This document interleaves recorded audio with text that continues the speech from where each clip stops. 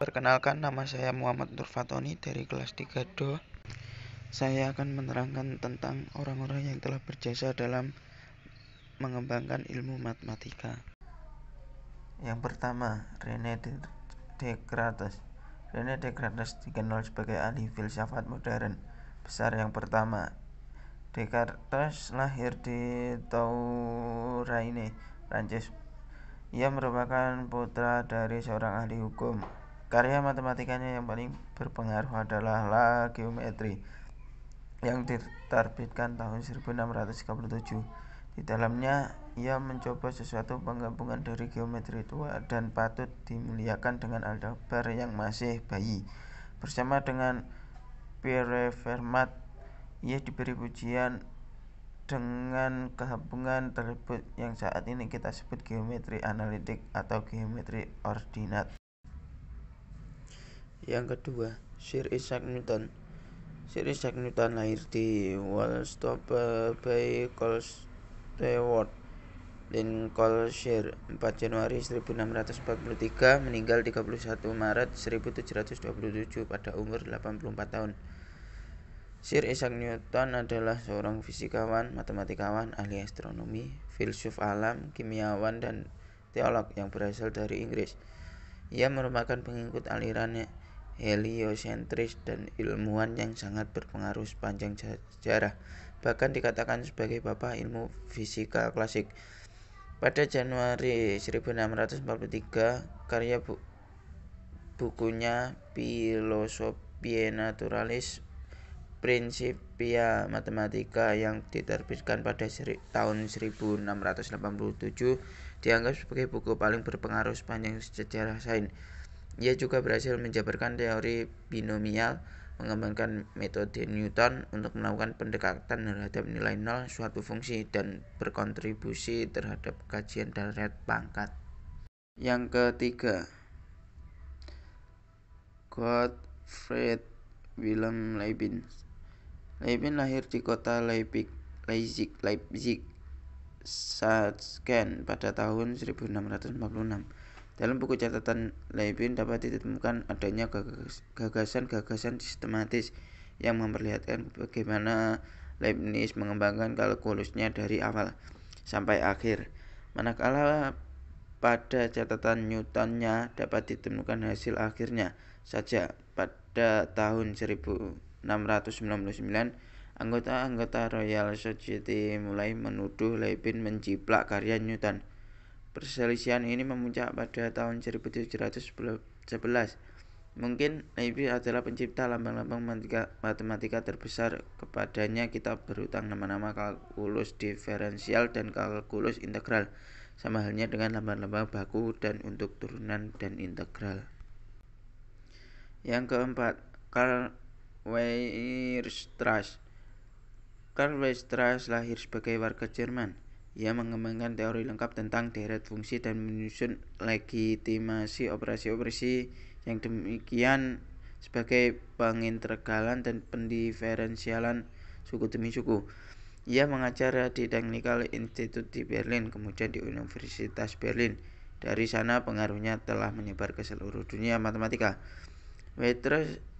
Weierstrass adalah seorang pemikir metodis yang cermat. Ia bersikeras pada ketepatan yang lengkap di semua matematika dan menetapkan pembaguan yang diakui dan ditiru sampai hari ini.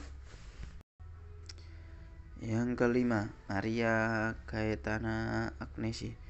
Maria lahir di keluarga Itali. Pada usia 20 tahun, ia memulai karyanya yang terpenting, sebuah buku ajar kalkulus. Untuk masanya, kejelasannya sungguh-sungguh mengagumkan dan merupakan buku ajar kalkulus luas yang pertama sejak karya dari Hospital. Buku ini memberinya banyak kehormatan, termasuk pengakuan oleh Kaisar Maria Theresa dan Paus Benedict XIV. Yang keenam, Josiah Willard Gibbs. Gibbs lahir di New Haven, Connecticut, wisudawan dari Yale, dan belajar di Paris, Berlin, dan Heidelberg. Ia ditawari kemahaguruan dalam fisika matematika di Yale Penunjukan pertamanya demikian di Amerika dan sebuah posisi tanpa gaji untuk 10 tahun. Gibbs lebih terkenal karena karyanya dalam menetapkan termodinamika dalam ilmu kimia, tetapi tempatnya pada daftar kita ini adalah pada penggunaan metode vektor olehnya.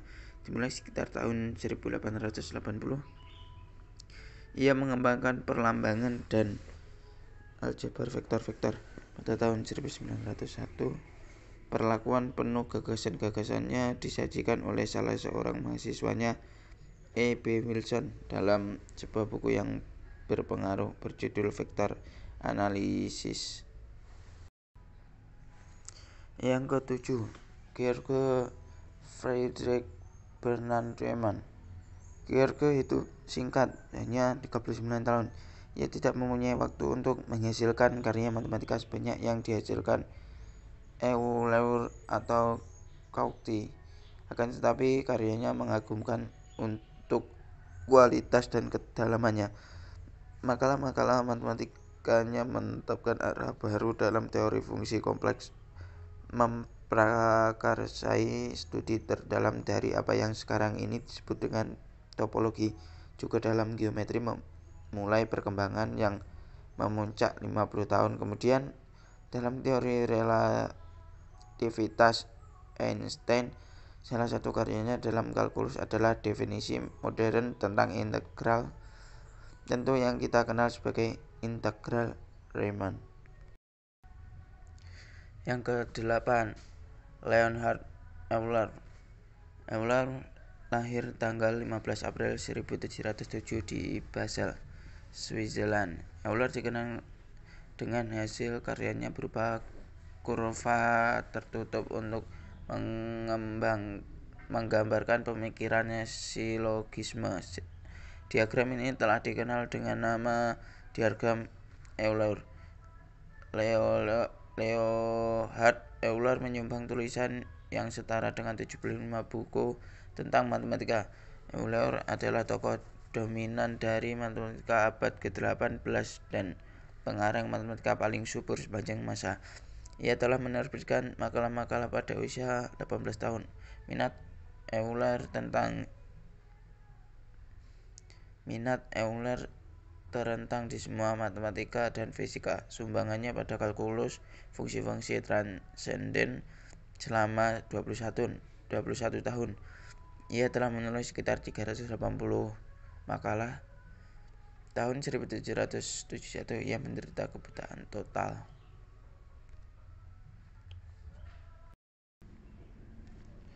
Kesembilan, Johann Bernoulli.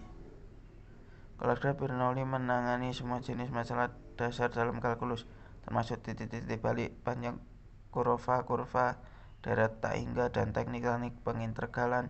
Johann menulis buku ajar kalkulus yang pertama pada tahun 1691 dan 1692, tetapi bagian tentang kalkulus integral tidak diterbitkan sampai tahun 1924. Sebagai gantinya pada tahun 1969, Guillaume F.A. de L'Hopital, mahasiswa Johann, menerbitkan naskah kalkulus yang pertama. Bentuknya diubah sedikit dari karya gurunya. Mungkin pengaruh Johann paling baik dilihat dari mahasiswanya yang lain dan yang lebih terkenal, Leonhard Euler. Yang ke-10, Augustin Louis Cauchy. Augustin Louis Cauchy lahir di Paris dan dididik di École Polytechnique.